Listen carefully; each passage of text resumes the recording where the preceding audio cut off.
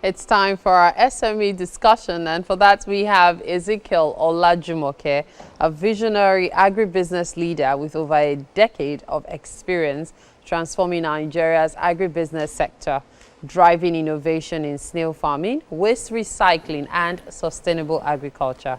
Now, through NG Snails, he supplies over 50 top restaurants in Lagos and exports tons of snails annually. Today, he will be discussing exploring the opportunities in the snail value chain and the fast-evolving agribusiness in Africa. He's not here alone, though. We also have Gabriel Balogun, who will be adding his own wisdom, yes, and of course knowledge to this conversation regarding not having limiting beliefs regarding your business. It's such a pleasure to have you both in the studio with us this morning. Thank you. Good morning. Thank you for having us. Okay, so let's start with you, Ezekiel. Now, snail farming is something so many people are interested in, and I see you're very knowledgeable when it comes to it due to your experience as well. So I'm very curious about something. You've been able to really expand your business. I see quite a number of products on display here. How did you come about this expansion? Was it just financial, or was it a need to keep doing more in your business? Thank you very much. And truth be told, I am someone that I love to explore. I have background in molecular biology and genetics, and now I have masters in conservation ecology. And what we do through research, we try to improve how people have access to healthy, nutritious food. And with this, it means that we shouldn't restrict ourselves to just a particular model of doing things. Now, let's take snail farming, for example now. If you look at poultry, if you look at pig farming, you see that there is a lay-down process that, okay, once you bring in your day-old chicken, you feed them this, after 1 week, you give them this injection and all of that. For snails, there's nothing like that. So I had to sit down and work on a growing model that is sustainable so that we can churn out snails in volume. So I think it comes from, number one, your mindset being renewed and looking at better ways to evolve and solve problems So I think it's a mindset thing. I looked at it. My professors would tell me that I should come and lecture. But I heard that, okay, I think agric needs me much more than the academia needs me. Now, this brings me to you, Gabriel Balogun. There's a reason I asked that question, because he has expanded his business in so many ways that there's a lot more involved in the business than what we even see on the table. And today, your focus is on going beyond limiting beliefs. Yeah, exactly. And so I'm wondering, what strategies can an average business owner who is watching this right now employ, and also used to learn from Ezekiel's story? Interesting question.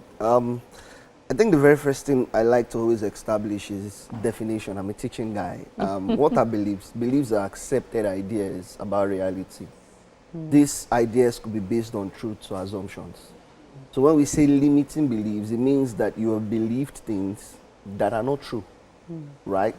So for any business owner listening to me, I think that the very first thing you have to ask yourself is, what are the things about my industry that I have believed that are not true, that are restricting me from thinking beyond what I'm currently doing? So for instance, you are in the makeup industry. All you think of, for instance, is paint somebody's face, for lack of better words, right? But you can do a lot more than just painting people's face. You can sell makeup products. You can manufacture, and possibly not sell, but just manufacture for others to sell, right? You can build makeup studios. You can start a makeup school. And it's all dependent on how much you can believe that you can do it, right? So I think the first strategy is you need to do a self-audit. What has been said about the industry that I am in, that I have believed, but I have not experienced, right? And what are the things, how true are they and how false are they? And then you do like a tabular form, a table, and say true, false. And you write out all the beliefs, and you start ticking, okay, this one is true, this one is someone's misguided thoughts, you know, that sort of thing. That is a very simple strategy to start. There's also the issue of negative self-talk and fear. Oh yeah. I'm going to come to you shortly, Ezekiel, because I'm very sure you've experienced that several times, particularly each time you want to expand. Yeah. But then tell us, how can one get over that negative self-talk and fear? Not just in business, but also at, you know, in an office space. Because even regularly, people talk down themselves out of fear of the unknown and all. Please tell us more, Gabriel. I'm very excited you said that because I was going to say it sometime later in our conversation. Self-talk is the superpower of every human being. And the best way to counter self-talk is negative self-talk, is to do positive self-talk. So I say this, that you don't think away the things you have said. You say the things. So if you wake up every morning, you look in the mirror and said, Nigeria is hard, I'm going out to hustle. That is self-talk. But if you wake up in the morning and say, Nigeria is hard, but I will be favored. This is not even prayer. This is just you telling yourself, if there are 10 people and they have to select one, I'm that person. What that builds in you is confidence. But beyond confidence, it also opens your brain to what can I see that others that are not seeing. So if I believe and say to myself that I am going to get here on time, everything you will do will lead you to get there on time, right? So the best way to counter negative self-talk is positive self-talk. And so I'm coming to you for the practical aspect of it. Now, in the course of your business, which has spanned over a decade, you have had certain points where you were in that negative self-talk mode, where you were afraid to take on certain ventures. How were you able to pull through? A great question. Thank you. Okay, so first thing we need to know is that our words, they are seeds. Our mind is the soil.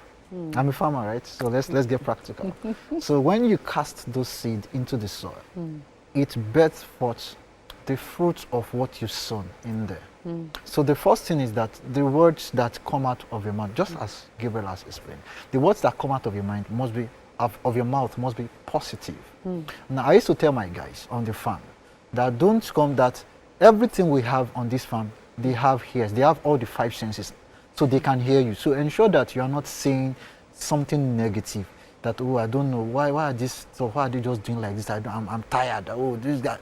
So, because, and funnily, they get to understand that each time they say negative words, we have more mortality on the farm compared to when they come in and they first say those positive pronouncements that, oh, see, today is blessed, our snails are doing well, our crops bring forth great yield. See, I can tell you categorically that there was a time I gave a project to my farm manager and I told him that, see this vegetable, I don't know, you guys, you must do something, we must make money, we must ensure that we have at least 100, in fact 99% germination success rate. Like, boss, no problem.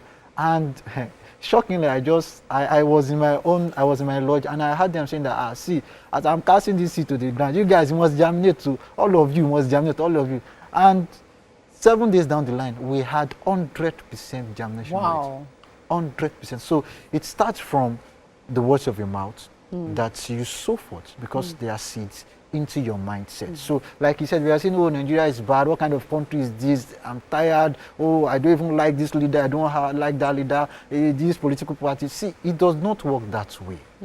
So you have to work with your reality. So you must have, number one, if you can have like a vision board, create a vision board for yourself. Have a projection of those things you are looking at. Okay, so I saw this farm in Italy, and I look at, okay, I think I like this farm. I like the way they did an integrated farming system. So I saw their picture on the daily list. I cut it out. I attached it to my vision board. So each morning, each week, each month, as it passes by, I behold those and I'm like, okay, well, so as I'm looking at it, as we behold, we become, right? So as I'm looking at it, that image is being formed in my mind. So even when I want to pitch to investors, I know the right words to say. So that's it. You know, I find it really interesting because I've only ever come across this in a book where an older lady had a flower, and each time she spoke negative to that flower, it would droop. But whenever she encourages it to grow, it grows. And I thought, oh, come on, that's just a myth. But hearing a farmer give a practical, I almost screamed when you said it. I was like, wait, so it wasn't just a book, it's actually reality. So when you speak to plants, even to animals, you also encourage them and you ensure that they also give you the best possible. Wow, that's interesting. And you know, that also brings me to the kind of people you surround yourself with. I'm coming to you, Gabriel. Okay. Because one thing about beliefs is, beliefs are not only a combination of your childhood experiences, even your past experiences in general, even into your adulthood, trauma, culture, and everything around you. It's also as a result of the people you surround yourself with, your influences. Exactly. Gabriel, in what ways can we ensure that these factors do not contribute to putting us down, and you know, we can maximize them to lift us up? There are many ways to answer that. So let me say this. The world is surrounded by humans, and humans are balls of energies. And very simple explanation is, everybody has a cell, right? And that cell has neutron, proton, and electrons. Yes or yes? So those are energies, balls of energies. What that means is that the way you talk and the things you believe, you give up vibrations, right? The kind of vibrations you give attract the kind of people that feel or like that type of vibration. And the way it works is, if you put yourself among depressed people, you'll be depressed. If you put yourself among complainers, you would complain. So the best way to fix this is to pick the people that are doing well, whose life are filled with joy, that you know that if I'm around this person, I'm always alive. That's the kind of people you build relationships with, right? You know, I have so many questions to ask you guys. Unfortunately, there isn't enough time to go through all of them. But it's been quite an interesting conversation. Thank you so much for your time, Ezekiel. I really wish NG Farms well, NG Snails well, and of course, Gabriel Balogun. Thank you so much for coming. I'm very interested in your products. I know those are briquettes. Briquettes rather, cold. Yes. More or less. So let me run through it. So briquettes are made from recycled farm waste. So our snails, when we harvest them, so we have the empty shells littered all around. So what we do is that we carbonize it and use it to produce clean food. That's amazing. So briquettes are clean food that you can use to dry. Advantage of using clean food to dry is that first it locks in the nutrient you have in that protein, then it dries it for a longer shelf life. And then there's the snail that didn't come out. It's a huge snail. It didn't come out because this place is quite cold, so it's staying warm in its shell. And then of course we have the dried snails, the fresh snails as well. Thank you so much for your time. It's been quite an interesting conversation with you both. But then you brought snails, so it's only fair that we also give you breakfast. And so we are heading to the kitchen now for that.